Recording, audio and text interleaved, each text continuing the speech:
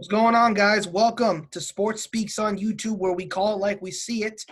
And as always, please stay safe. I'm Sravan, one of the co-founders. I'm here tonight with four of the co-founders: Tyler Bronhardt from New Mexico, Justin Ramos from Rhode Island, Eric Spagnoli from St. Anselm College in New Hampshire, and RJ Strahan repping the ATM down in Georgia. What's up, guys?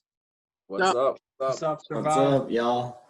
All right, well, first and foremost, we want to wish everybody being safe during this COVID pandemic. But before we begin today's show, guys, I think it's only fitting we talk about what's going on with Minneapolis. The officer in question, Derek Chauvin, has been placed in custody, has been charged with third-degree murder, and that currently right now, from what we hear, it could be up to 25 years in prison, which, truth be told, that's the law. There are outrages on social media. Change.com even announced a petition of over 1.6 million people have signed it. So, RJ, I'm going to start with you on this one. What are your thoughts on the situation, and what do you think is going to happen? Well, my thoughts on the situation. Well, our prayers and thoughts should go out to George Floyd's family. We have a lot of 2020 has not been the good year to start out. We've had the virus. We had Kobe Bryant's death. We have more people dying, and we just don't need that. We have no sports, and that's usually sports is an outlet to, get your thoughts away, and just dive into a sports game. And we don't have any sports, and that's unfortunate. But tonight we got some sports for you guys. We got sports content, and hopefully that, things are going to get better. But, it's hard to know. Eric? I pray for everybody involved. I pray for the people in Minneapolis. Many good people who are cops, but obviously, something needs to change. We need a systematic change in this country, but more than anything, I think we just need to have more love, more awareness, and more compassion for one another. And if we do that, hopefully we can avoid these types of situations in the future. Tyler? Yeah, pretty much like what everyone said. Definitely thoughts and prayers out to the city and everything going on. And I definitely feel like we need some sort of change, but I really liked what Eric said about we just need more love, man. Less hate, more love, and definitely going to be praying for everyone involved. Justin, your thoughts? Pretty much it. More love. We're just here to try to take some grief away from you guys and trying to enter this video. So hopefully we can do that tonight. Yeah, well, before we go any further, guys, please make sure to hit that like button, hit that subscribe button, smash it if you will. And I don't care. We smash it, baby. We got to do what we got to do. But as we said, our thoughts and prayers do go out to Minneapolis. Again, today's topics, first up is Shaq Barrett, his comments on Tom Brady and whether or not the Buccaneers could make the big jump. As everyone knows, the six-time Super Bowl champion is now a member of the Tampa Bay Buccaneers, with this game one set for Monday Night Football against Drew Brees and the New Orleans Saints in the Big Easy. Justin, you've been one to understand quarterback play almost as good as Brady. Definitely great like all of us, but you obviously are more qualified for this particular question. So your thoughts on Shaq's comments. I'm not talking about Shaquille O'Neal. We're talking about Shaq Barrett here. Well, Shaq Barrett said they're Super Bowl contenders, and they very well are. You got the GOAT of quarterbacks. You got the GOAT of tight ends who just joined them, and you pair them up with a fantastic wide receiver group with Mike Evans, Chris Godwin, tight ends O.J. Howard, Cameron Brate, and the offensive line is coming together. We saw towards the end of the season the defense was starting to form and look really good again. They look good on paper, but so did the 07 Patriots, so we'll just have to see how it plays out. Bingo. Eric?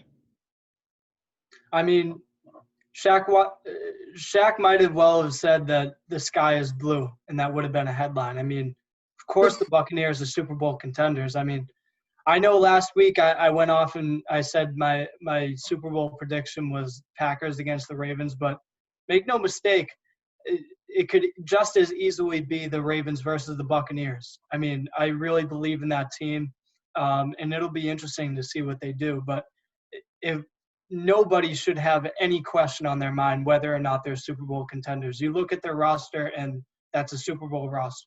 So, RJ? Well, of course, you got the greatest quarterback of all time. Come on now. Is this even a question? Come on, man. He's got Cameron Brate. He's got Rob Gronkowski. He's got O.J. Howard. Chris Godwin. Chris Godwin is my dark horse. He's for Offensive Player of the Year. I think that he's going to have a breakout season. You got Mike Evans. And that defense, I really love Tampa Bay's defense. You got Vita Vea, Devin White, and Shaq Barrett. And I don't know about their secondary that much, but I just know about those 3 players. But their defense was coming along towards the end of the season. But when you have the greatest quarterback of all time, you're an instant contender. It's like LeBron going to a different team. Instant Super Bowl contender, instant playoff contender. It's facts. Tyler?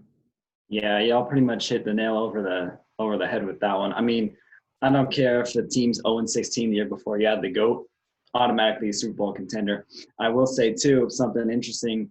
Jameis Winston last season, 5,000 yards, 30 touchdowns. If he can do that, and the offense only got better with adding Gronk, and then, of course, you have the GOAT, the sky is really the limit. I mean, we're talking about maybe the best offense of all time if they can get it together on paper, the chemistry and all that. On paper, I would say it's one of the best. But if they can get the chemistry, everything going, I mean, this team's going to be good. Like you guys mentioned, the defense, I'm a little skeptical on, but they really hit it in the draft last year. They drafted some really nice defensive players, and they got the running back core kind of set in this year's draft, which I think running back and defense kind of the 2 weak spots. So they kind of addressed those. And yeah, this team, I mean, schedule's hard, but this team, I think very easily, I would not be surprised to see them in the Super Bowl this year, next year, and however long Tom Brady decides to keep playing. So the secondary is going to be something that we need to watch for, because for those of you who don't know, we don't just sit around and talk like this. We actually watch the games and we take it to a new level in our discussions. But to get to the secondary point, I think that obviously defense has been the hallmark of the Tampa Bay Buccaneers. You look at the guys like Warren Sapp, Derek Brooks, John Lynch, Rondé Barber, Simeon Rice, Greg Spires. I mean, not everyone knows who Greg Spires, but he had a breakout season with, you have Brooks, Rice, and all those guys. He basically was like one of the unsung heroes who really made a big impact. Andrew Quarles was another guy. But this year's team, we have Vita Vea.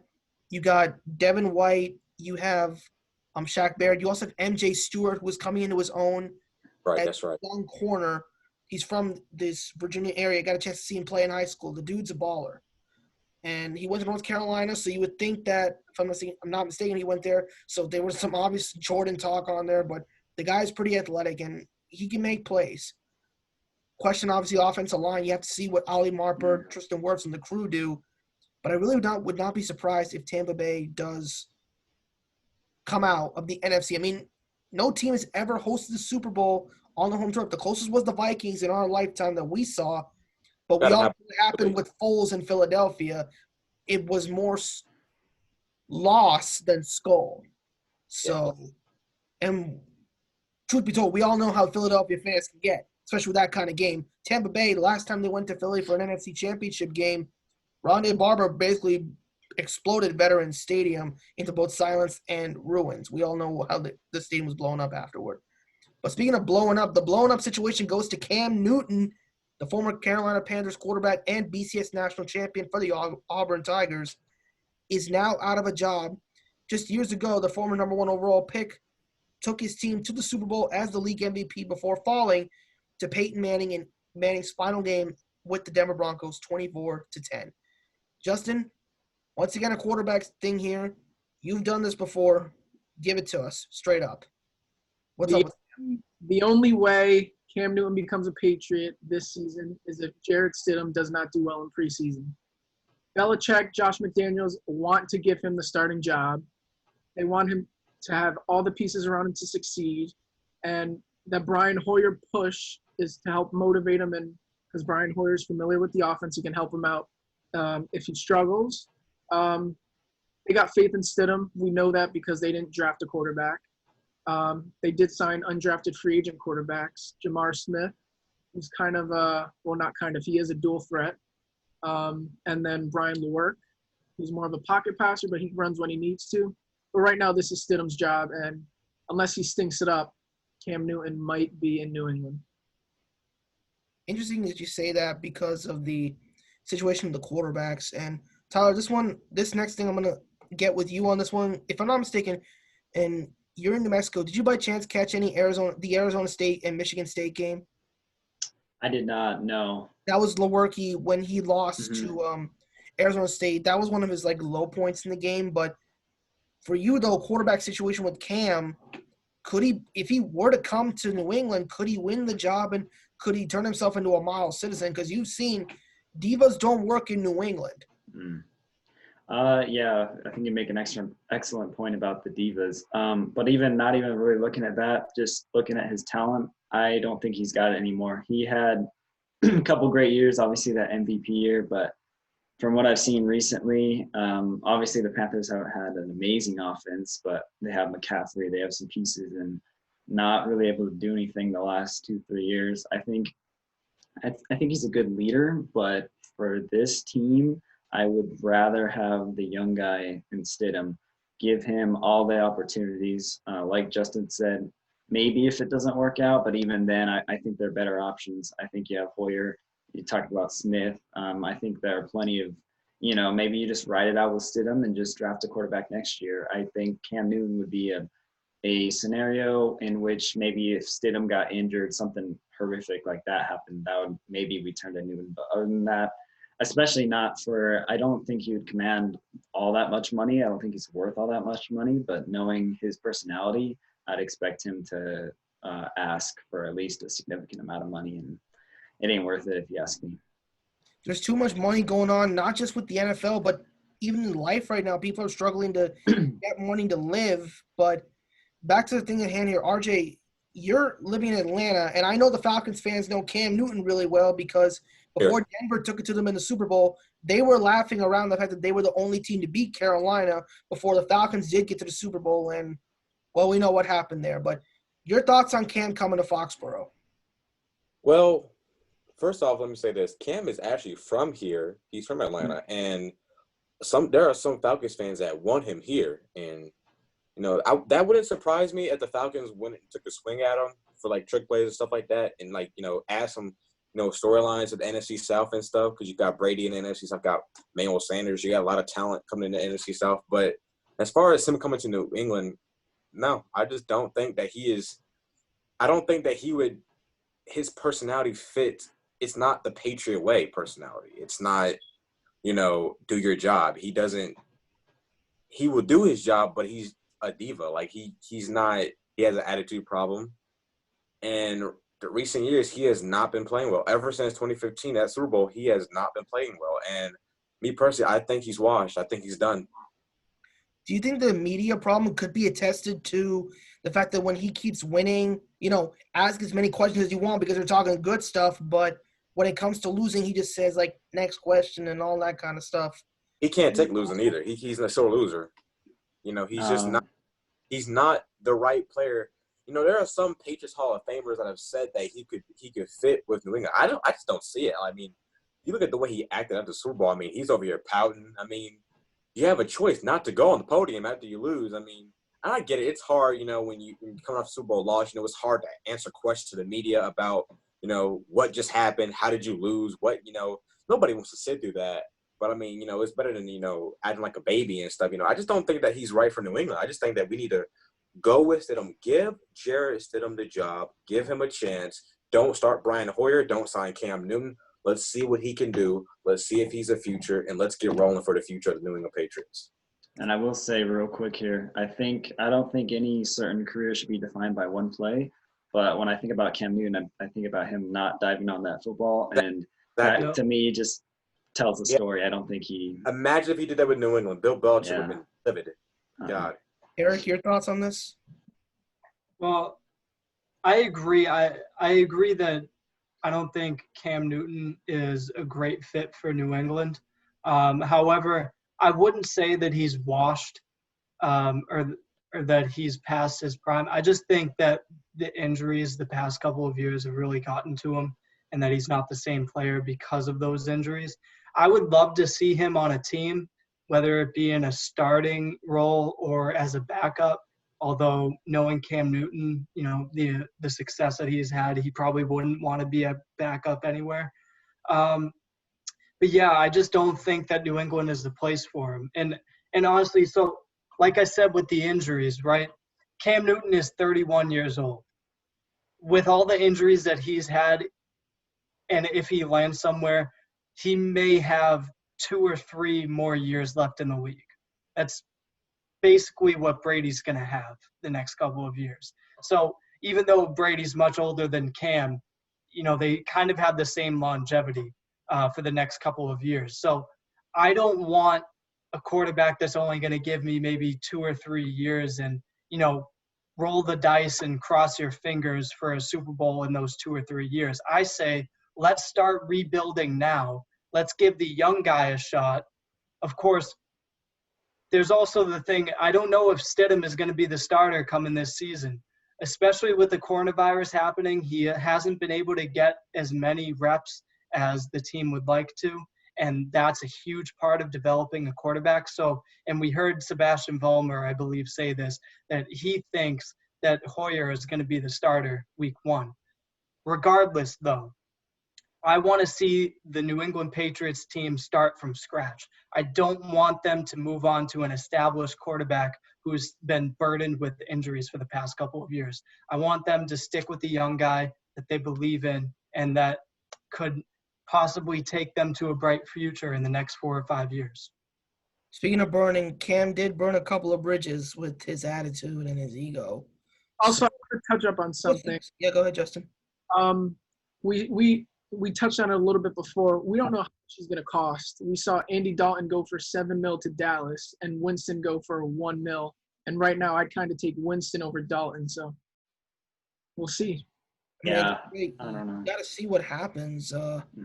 But the problem with Thanks, right? it's just not like the names from 2011 and 2010 and all that. Like it's been almost a decade. And you can't expect these guys to go on forever. RJ, you had something to say. What you got? Oh, I was just asking, didn't Jameis Winston go to the Saints? Yeah. He did, and I just hope that his turnovers go down for his sake because let's be honest, we all know this. After Drew Brees, the quarterback situation is going to be interesting because remember, they've had guys like Aaron Brooks and Archie Manning do what they could, but it took a free agent signing to really change it. And who would have thought one signing could do all this stuff? And no, Justin, we talked about this before with free agency. You make one signing, it's out of the order, and it's just weird that you just make one move and all of a sudden you're either a contender or you really screw up you mortgage your future, if you know what I mean. Yeah. So Yeah. next up, sorry, Tyler, go ahead. No, you're okay. I was just gonna say I mean, maybe it's because I'm a Patriots fan, but the biggest example of that is what if I forget his name? What if that player doesn't hit Drew Bledsoe in 2001? Oh, Lewis. Oh, Lewis. And Lewis. I mean, you just never know. It just takes that one. So, I mean, drafted though, unlike free agency, but you have the right idea. And I don't think people understand who's watching our program. They're just looking for headbutting. But here's the facts. The facts are the facts, and the news is just the news. So, right. We just don't know at this point. Yeah. Like we're not going to be. That's the thing.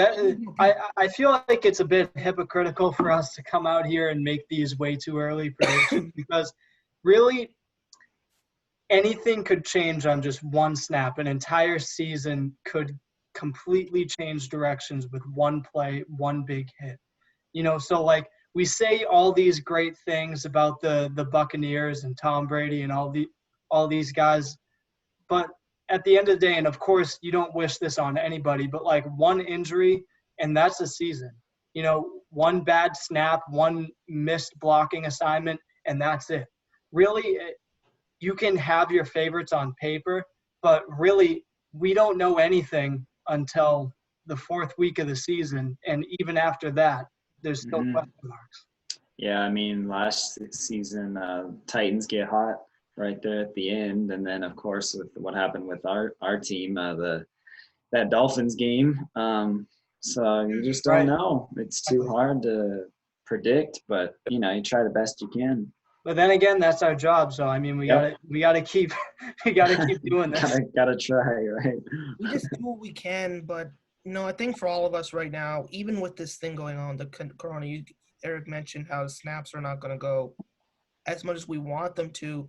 Even for us, like we're not getting as much information as we used to because, Justin, this. If we can't get our sources or get our news out there, people are not going to see this.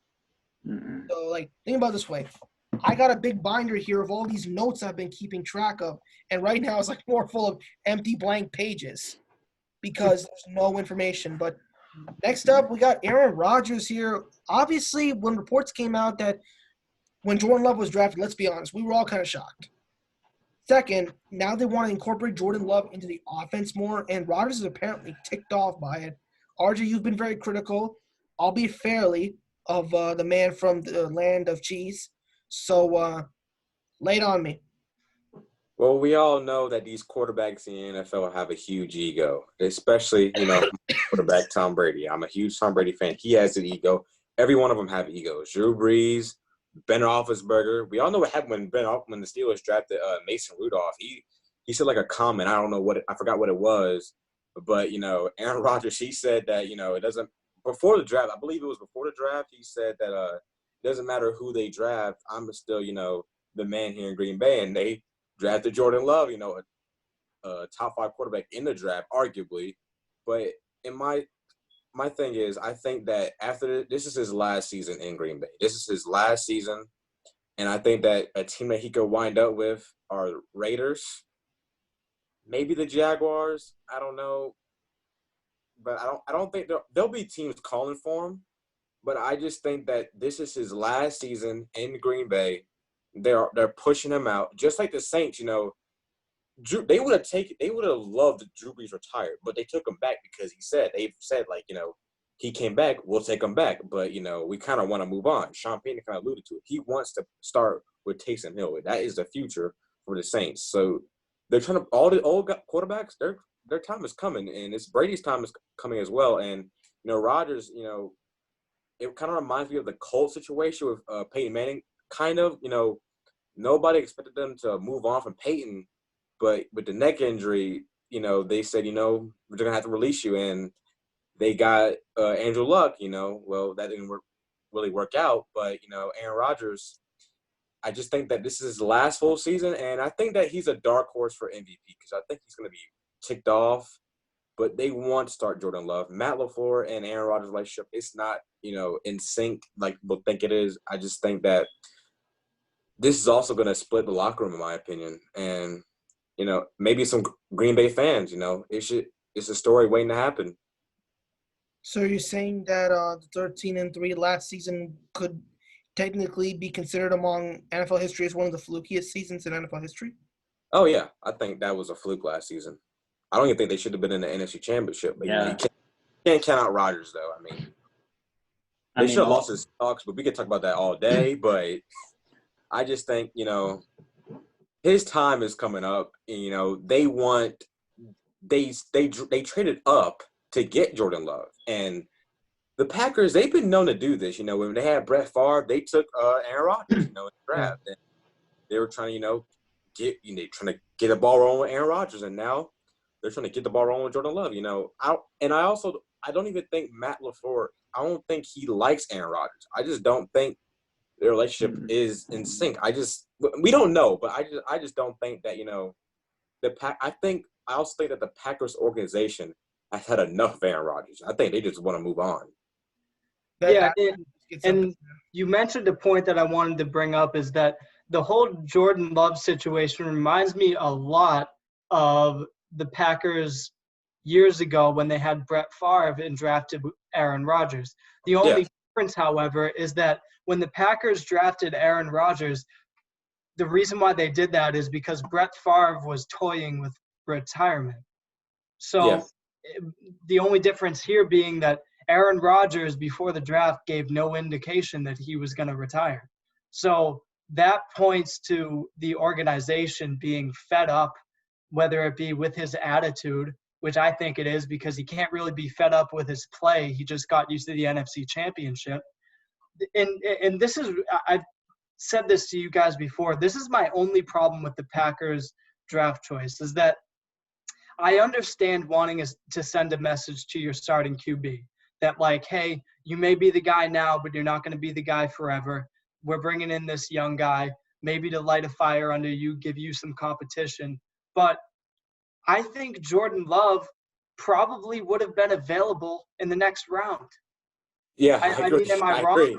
Like, The way it was here's the playing thing. out, I understand wanting to send a message, but why would you send a message to one of the greatest quarterbacks of all time with a first-round draft pick?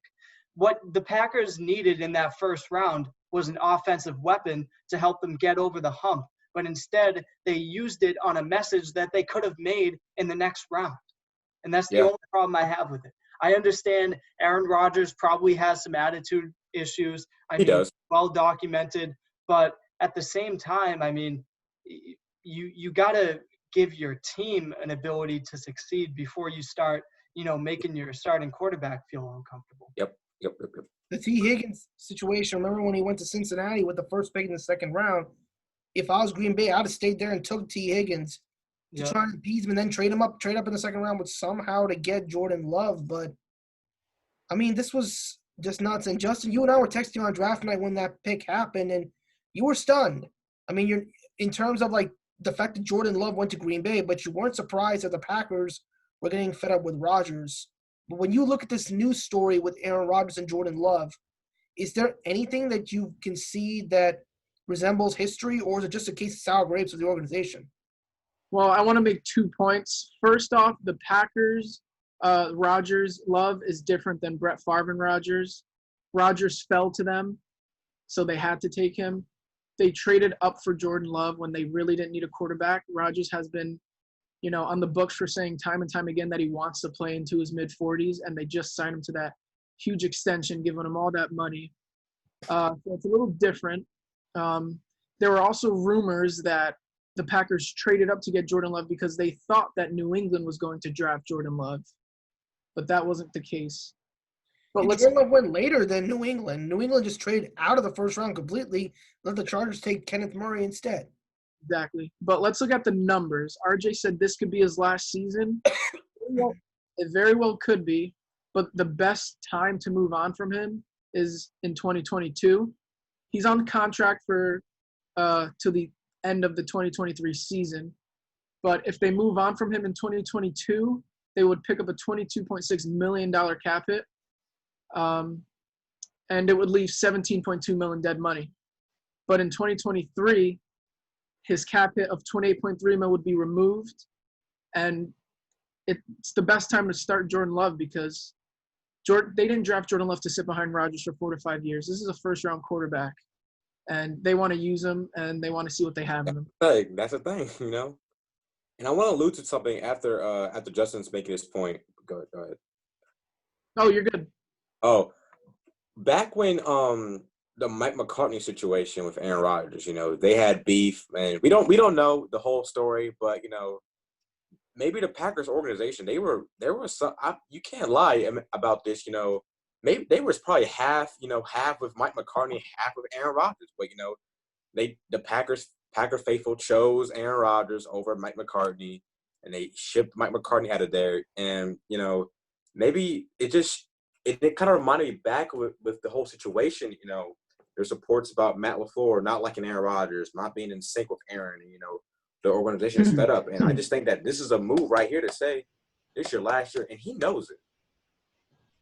That just adds on to the point with Aaron Rodgers. I mean, if you really think about it, the dude, even before he was drafted, there were attitude issues. You had the coach of the 49ers at the time, I think it was Mike Nolan. He took Alex Smith because he had a perfectly good attitude by holding the door open for his mother. And then Rodgers was seen as somewhat cocky and confident.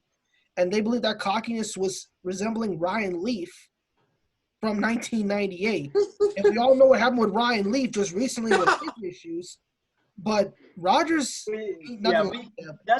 I feel like that's an unfair comparison because, Rodgers talked about himself on draft day, and he said it was a very humbling moment. He was a young kid that needed to learn some humility, and I believe his draft selection really taught him that. And so, it's what, 15 or so years ago?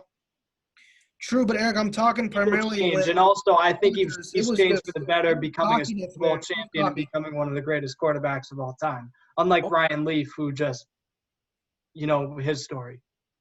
Where I'm going with that is think about it. The cockiness played a role, but in Rodgers' case, he can actually back it up. That's why I'm kind of giving. Yeah, that's the thing. And Steve got lucky at Washington State. You know that team was not that good enough to get to the Rose Bowl, but because the Pac-12 was weak, that's how he got there. And I also think it's important to distinguish between confidence and cockiness because, honestly, we talk about a lot of QBs having big egos, and sometimes it reflects in their attitude on the field and it reflects in their contract negotiations. But at the same time, I know we've had this argument before, RJ, but I feel like if you're in the NFL, whether you're a quarterback or a coach or any other position on the field, you don't get to the NFL without a big ego.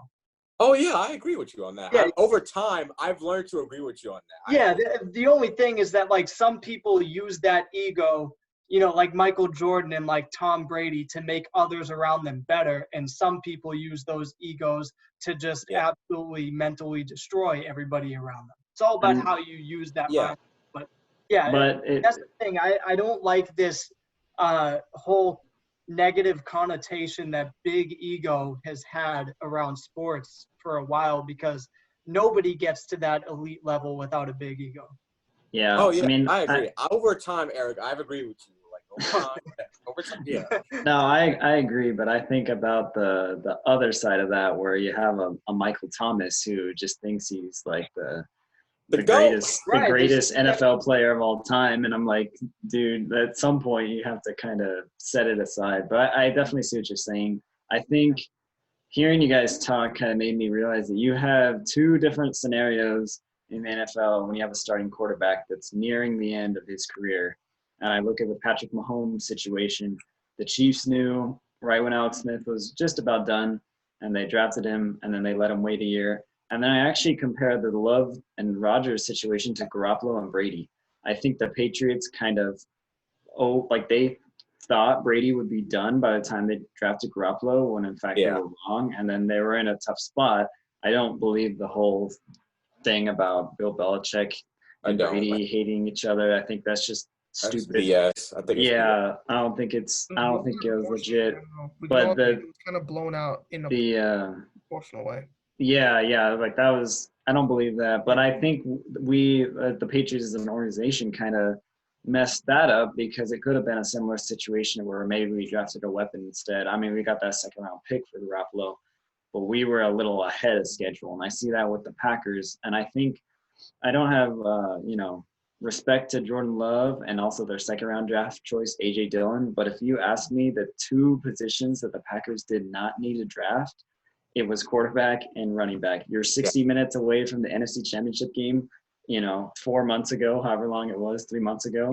And you could use a couple of things, a weapon, O-line, D-line. I want to add on to that. Something else, and you failed to do that in 2 rounds. F grade for their draft. Maybe, for the future, it's probably a B+, 2 great players. But come on, if you're trying to win now, that's not who you're going to draft. But we'll see what happens with maybe they have a plan to trade Rodgers. I like your ideas of the West Coast. I mean, that's where he played college. I think of the Rams, the Raiders. I actually think of the 49ers, but I don't think he would go there because of the whole draft situation, what happened back in 2005. But he has options. Got a great Tyler. Everything you just said. Yeah. I want to add on to that. With the Packers, if they wanted to add a weapon, this is just 100% for me. This just confirms that they're just trying to push him out the door, and they really were trying to win. Now they would have drafted a weapon, because you got the Bucks, you got the Cowboys, you got the Saints still there. You still got to beat the Vikings in the NFC in your division. And the Bears have a defense that can contend. They're not gonna. Yeah, they're gonna come with the heat. They're gonna come with the heat. It's not gonna be a slouch. And I'm trying to think. Falcons, they're getting better. Seahawks, 49ers. I mean, you can't beat those teams. As weak as the Cardinals are, they got some firepower. Exactly. You can't beat those teams with just Devontae Adams and Aaron Rodgers. I mean, it's just not gonna work. Justin, I gotta ask your thing on this for the ego perspective. You and I have been chatting a lot about this, about people's egos in the NFL. But what's your take? I mean, you've heard everyone say you need a big ego to get to the NFL, but can't that ego really can't you keep it in check to some degree to make people around you better and want to play for you? I mean, Rodgers, he did an interview a couple of weeks ago. He's starting to accept that they're trying to push him out the door. He said, knows. He said he wanted to play to his mid-40s, but he said that desire is probably moving out the door now. So, I mean, we'll see. I just don't know at this point what we're gonna see from him. But Can I bring up an interesting point? I want to get your guys' takes on what you think the Cowboys will do this year. We'll do that. Let's go around the circle. In a separate video. we're gonna talk about the Cowboys separately at this point. But if you really want my opinion right now, I'm gonna say they go 10-6. I mean, Really? You know what can go wrong will go wrong. Well, here's the way I Like the look New at York it. Knicks, I man. really think the Cowboys' success depends on what the Eagles do. Because honestly, when the Eagles are healthy, they're one of the best teams in the NFC. I mean, am I wrong there? They're also I think when go you last. have Carson Wentz, when you have all their weapons healthy. Look, I hate Philly fans as much as you guys do, okay? I would never eat shit off the sidewalk as part of a Super Bowl celebration, okay? But I think the Eagles objectively are a good team. And I think that maybe the Eagles catch another injury. Of course, you don't hope for it to happen. Hopefully Carson Wentz stays healthy because I'm intrigued to see what he'll do when he has a fully healthy season. But honestly, I think the NFC East is the Eagles to lose. And if they stay healthy, they'll win. But I have a lot of faith in the Cowboys, and I think they're going to give them a huge run for their money. Well, personally, I have the Cowboys winning the division at 9-7 with like the Eagles at maybe 8-8 or behind. But definitely injuries affected them last year. But I still, even at full health, I do not trust Carson Wentz to lead a football team. I don't think. Of course, he had the 2017 season where probably would have been MVP before he got injured, but I just can't see him being the guy to lead a team. I look at even last season, a couple of games there. I mean, it seems every year they're losing to silly teams. Like they lost in, I think it was 2018. The Colts were 1-4 at the time they lost that game. They also lost last year too. Yeah, I lost to the Redskins last year. They lost to the Dolphins this year, no? Yeah, the Dolphins. Yeah, they did. There's no consistency, and I think it starts at the quarterback position. But I don't know if Carson Wentz was healthy for that game, was he? Yeah. There is one consistent thing sure. about the Eagles, though. There's one consistent thing about the Eagles. Those fans are going to be raucous and crazy on Twitter. Boo! I mean, Justin, your thoughts on this? I have. You're good. I also have the Cowboys winning that division, going 11-5. We're kind of going to talk about it next video, but I also have Dak as my MVP favorite. So I'll say. Whoa! All right, RJ, I know you got the mouth to speak on this, so speak. Prescott. Let's save it. Let's save it for the next video. We gotta. Before we go any further, obviously our next videos are going to be coming up on our YouTube channel. Make sure to subscribe. But I think the guys need to be put to the test here with a little trivia. So let's see what they can do. No. This man said Dak Prescott was going to be the MVP. I know. We got to let him explain first. Let's save the trivia for the end, in my opinion. Don't be disrespectful. I got to hear this. All right, you know what? Yeah, you know what? We're going to pull trivia on these guys, but I think our fans want to hear, this talk here. So lay it on. Let's just do the MVP question, man. Let's just do our MVPs. So MVPs. Who you guys? Let's start with Justin. Your MVP candidates for next year. Let's just do it. I have Prescott. I had him last year. Kind of didn't work out. I mean, you have Amari Cooper and Ezekiel Elliott in the backfield. There's no reason why he can't win MVP. He's a great player. He makes plays. He knows how to come back in the fourth quarter, and he wins football games. What he does. Dink and dunk. Does he win football games, though? I don't think he does, man. I don't think he does.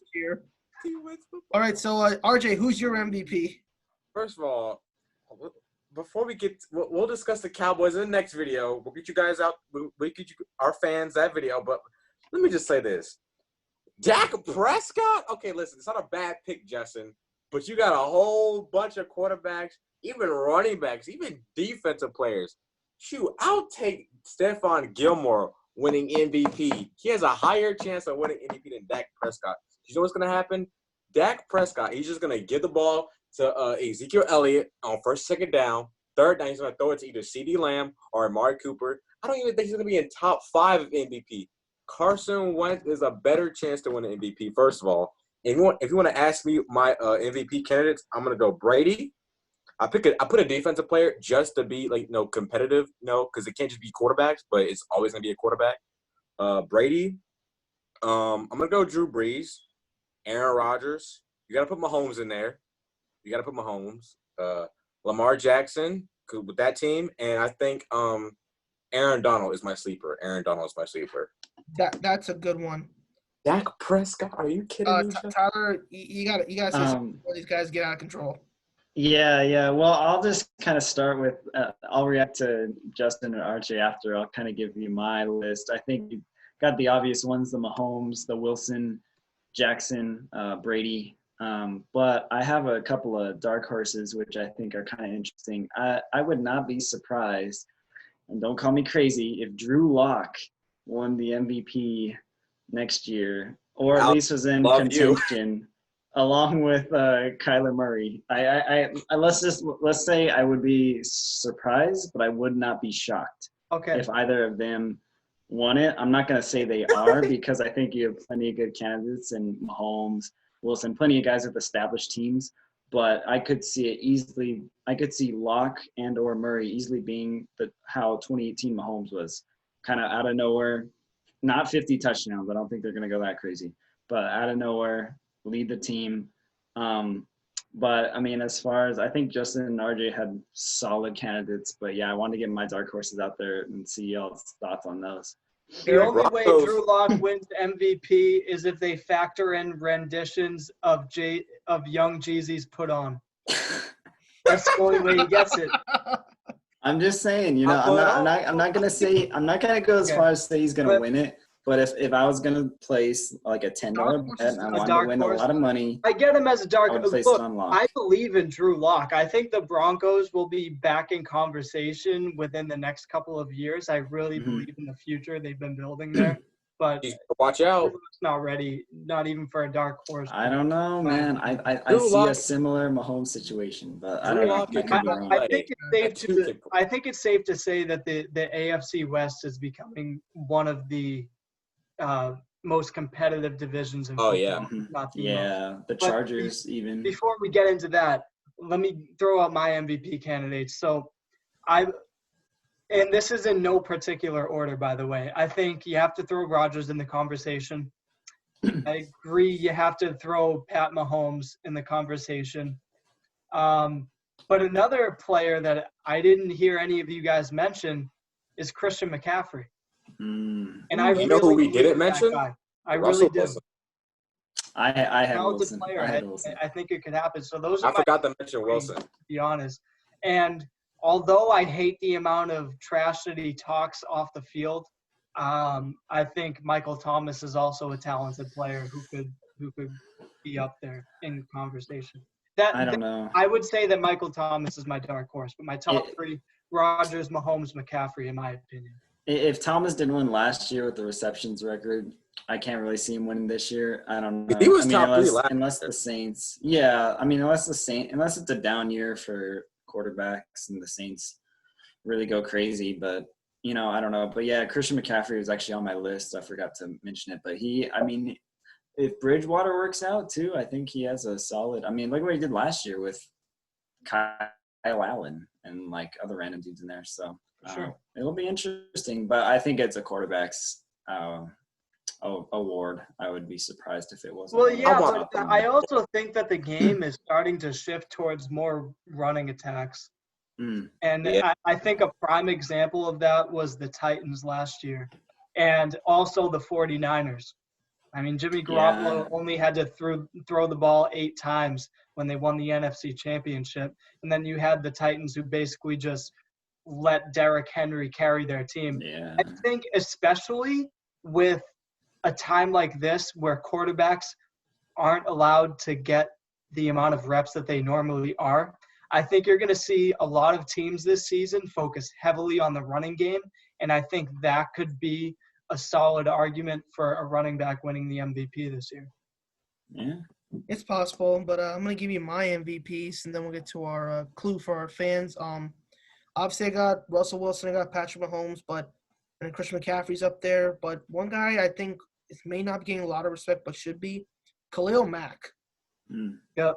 Like that dude last year, because think about it, Leonard Floyd couldn't generate a rush to save his life, and RJ, he's actually from your state, Georgia, and now he's in LA, not doing anything. But Georgia, no, get me wrong, Georgia produces some pretty good football players. Yeah, they do. They do. And unfortunately, he just didn't – his speed was blinding, but it didn't look like he could fit. You got Robert Quinn, who's proven as a veteran, and he has plenty of gas in the tank, as we've seen. That'll help. And Khalil Mack, if he has to go one-on-one, I don't know. I advocate him for the MVP personally because I think he's a good player. I know all of you guys respect him. Believe me, I would love to see a defensive player win MVP. Me too. Doesn't even have to be Khalil Mack, but like Stephon Gilmore, so many guys around the league on the defensive side of the ball just never get as much recognition. I would love to see it.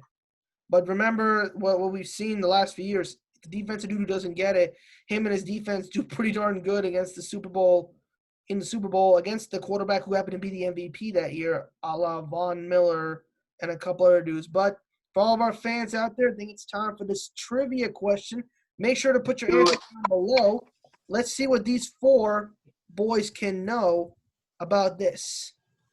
Dak Prescott for MVP. So, Drew Lock, baby, Drew Lock. I'm telling you. all right, so you guys obviously have to keep your things there as we go to this category. Coaching in the pros. It's NFL based, and here comes your oof. Well, clearly that was a mismatch, but technical difficulties are part of the game. Here comes the clue. He won 112 games as coach of the Raiders and has since won over a dozen Emmys for his football commentating. I know this. No. Good luck. No. So easy. You're a football fan. You don't know this? You should be ashamed of yourself.